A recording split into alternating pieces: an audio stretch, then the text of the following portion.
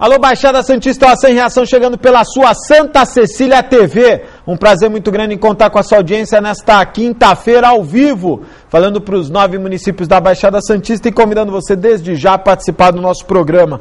3224-7017, 3224-2944. No programa de hoje, nós temos a presença do vereador na cidade de Santos pelo PT, vereador Adilson Júnior, gentilmente atendendo ao nosso pedido, e também a presença do vereador pela cidade de Santos, pelo PPS, o vereador Brás Antunes, também gentilmente atendendo ao nosso pedido. Adilson, boa tarde, obrigado por vir ao programa. A gente fica bastante preocupado, eu particularmente fico bastante preocupado, porque a cidade de Santos tem uma proporcionalidade de idosos muito grande. Verdade. Né? São muitos os idosos. E a preocupação que fica a todos nós, principalmente as pessoas que trabalham e militam na imprensa, é se nós temos políticas sociais que realmente atendam às necessidades dos idosos. Eu gostaria de levantar essa questão com você, não sei se há uma preocupação sua como parlamentar, quanto a esta responsabilidade social que o município deve ter com os idosos. Boa tarde, obrigado por vir ao programa. Boa tarde, Augusto, meu amigo, meu companheiro Brás, você em casa, toda a equipe, uma satisfação, uma alegria estar aqui mais uma vez. Mas claro que é uma preocupação bastante grande. Você sabe que Santos tem um índice da população de idosos bastante significativo, né? É a cidade com o maior número de idosos do Brasil, proporcionalmente falando, e a maior do estado também de número de idosos.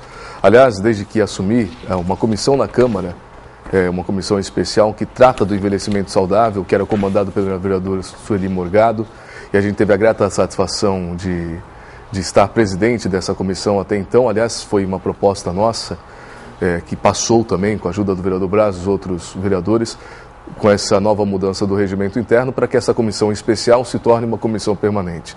Tendo que, como se tem a do adolescente, da infância e da juventude, e nós temos essa importância de trazer à cidade as pessoas nessa faixa etária, ou seja, dessa faixa dos idosos, deveria ser uma questão permanente na Câmara e não uma especial, como é que nós temos que abrir todos os anos.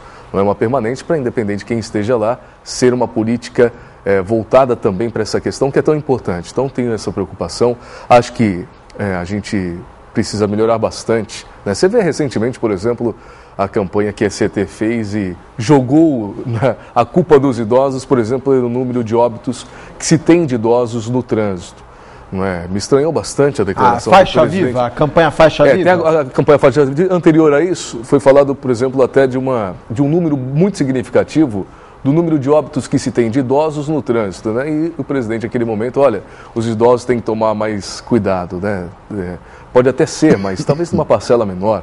Acho que a gente tem que fazer outras questões muito importantes. Por exemplo, essa comissão que eu presido, a gente faz audiências públicas todos os meses. Então, sempre a última quarta-feira de cada mês, a gente realiza uma audiência pública para tratar dessa questão com os mais diversos temas. Uma das maiores reclamações é os ônibus, por exemplo, que não param próximo aos pontos, ou seja, ao meio-fio para a pessoa descer. Mas essa semana, alguns telespectadores mandaram um e-mail questionando a qualidade da pintura de algumas faixas de pedestre. Não todas, mas de algumas. Isso é constante. Aliás, hoje na Câmara a gente deve discutir isso num requerimento que está na pauta, justamente sobre esse novo programa que a CT implantou, né, Brás? Ou seja, da Faixa Viva. Mas estranha de fato assim, tá bom, Faixa Viva é um projeto que você sinaliza com a mão, o exemplo que tem na França, ou seja, em alguns países que não se tem quase semáforos instalados, você acena, né, com as mãos e os carros param obedecendo aquela sinalização. Mas no nosso município, infelizmente, algumas dessas sinalizações já estão bastante apagadas, né? Precisaria, acompanhado a esse projeto, a esse programa, que é um bom programa, mas vir acompanhado até de uma interferência. Eu chamei a atenção do presidente da CT num outro programa, que nós, os motoristas, não é? Existe a legislação, quem que vai avisar o ciclista que ele tem que respeitar o pedestre? Principalmente os mais idosos, porque o ciclista não respeita sinalização nenhuma. Imagina se vai respeitar a pessoa atravessando a rua. Uma preocupação muito grande. Não, sim, então você vê que essa e muitas outras ações deveriam vir em conjunto. Então, por exemplo, a CT está fazendo essa campanha, por ser nova, fica um agente de trânsito, mas eu só vi na cidade, se eu estiver errado, alguém me corrige, mas olha aqui, a gente acaba rodando bastante, só vi em frente ao Parque Balneário Hotel, naquela faixa que tem lá um agente justamente fazendo essa orientação do pedestre e dos veículos. Okay. Mas existem as faixas em outras faixas, em outros lugares da cidade, e muitas nem existem faixa, ou seja, vai atravessando a faixa quando não tem a faixa. Então, penso que é uma ação boa, um programa interessante, mas de que de alguma forma deveria vir acompanhado, por exemplo, de uma interferência no reforço da sinalização do trânsito quando não tem. Mas, só para finalizar, se você me permite, por favor. Essa audiência pública, como eu disse, a gente faz todos os meses, vamos fazer a próxima do idoso, dia 25, a gente agora tem a proposta de levar aos mais diversos lugares. Então nós vamos estar no Secom da Zona Noroeste com o tema Sexualidade na Terceira Idade. Qual dia? Dia 25 às 2h30, lá no Centro de Convivência da Zona Noroeste, lá na Caneleira. Rua Gilberto Franco Silva, 317, na Exatamente. Caneleira. Braz, boa tarde, obrigado por vir ao programa. A Câmara de Santos está com um novo regimento. Os vereadores já estão adaptados, já conseguiram se adequar às novas regras estabelecidas. Boa tarde, obrigado por vir ao programa. Boa tarde, Augusto. Boa tarde aos telespectadores do Ação e Reação. Eu que agradeço o seu gentil convite para poder estar aqui. Peço desculpas, porque há 2 dias que eu ando um pouquinho sem voz. Vamos tentar levar aí o programa até o fim. Olha, sobre o regimento interno, os vereadores tinham uma comissão em referente ao regimento interno da Casa, e que se debruçou aí por cerca de 1 ano aproximadamente, colhendo as sugestões da população, através das entidades civis organizadas e também através dos vereadores. Então, muitos vereadores deram suas sugestões e algumas delas já estão implantadas e já estão funcionando, né? Outras só no novo mandato e outras só no último ano, por exemplo, né? Então, aquela questão das leituras é uma questão que o pessoal às vezes reclama muito. Infelizmente, as leituras de requerimento, elas têm que continuar, porque elas têm que ser consignadas, tem que ter publicização, né, como se fala o termo, e elas têm que estar consignadas, não tem como você protocolar tudo. Então, um requerimento, por exemplo, perguntando ao prefeito, ou perguntando... Isso vai continuar sendo lido? Isso continua. Só que teve um grande avanço nas indicações. Por exemplo, que é outra reclamação, poda de árvore, bueiro. Então, são serviços públicos que o vereador... Antes você tinha que ler. Tinha que ler. E agora não. Agora você, quando chegar a sua vez de falar na sequência... Você fala, presidente, eu tenho, quem estiver presidindo a mesa, eu tenho aqui 8 indicações. E encaminha, eles protocolam, vai ao prefeito e agora nós, naturalmente, a indicação, muitas chegam, foi até um questionamento de um outro vereador, se as respostas viriam. Eu tenho tido a experiência, em pouco tempo, de 6 anos, que algumas indicações vêm respostas, outras não. Mas o requerimento mesmo também. Mesmo quando lê, né? Mesmo quando lê. Alguns... acabam não vindo, ou vêm depois de 2, 3 anos, e outros não. 2, 3 anos? Acontece. É mesmo? Acontece. Né? Isso a gente luta, a gente pede lá para o Eliezer, que é o que faz o meio de campo lá do DEALI, com a Câmara e a Prefeitura. Às vezes tem algumas respostas que eventualmente eles seguram politicamente. Acaba se perdendo aí. Vai acontecer, acaba se perdendo. Então isso é um avanço. Tem a Tribuna Livre também, né? Isso, a Tribuna Já foi estrear? Já. Me parece que ainda ninguém tinha... Estreou. O Gessé Félix, o presidente O meu amigo Gessé. Nosso amigo Gessé. Grande, o Gessé que estreou a Tribuna. Só podia ser, né? Olha, nada... eu acho que ninguém personifica melhor a Tribuna Livre que o Gessé, viu? Legal isso. Legal. Ele usou agora na segunda-feira, na última sessão, o tempo lá de 5 minutos, regimentais, né? Os vereadores todos nos seus lugares, ouvindo as reclamações, naturalmente conhecendo o Gessé como a gente conhece, ele falou muito em prol do ciclista, né, das ciclovias, enfim.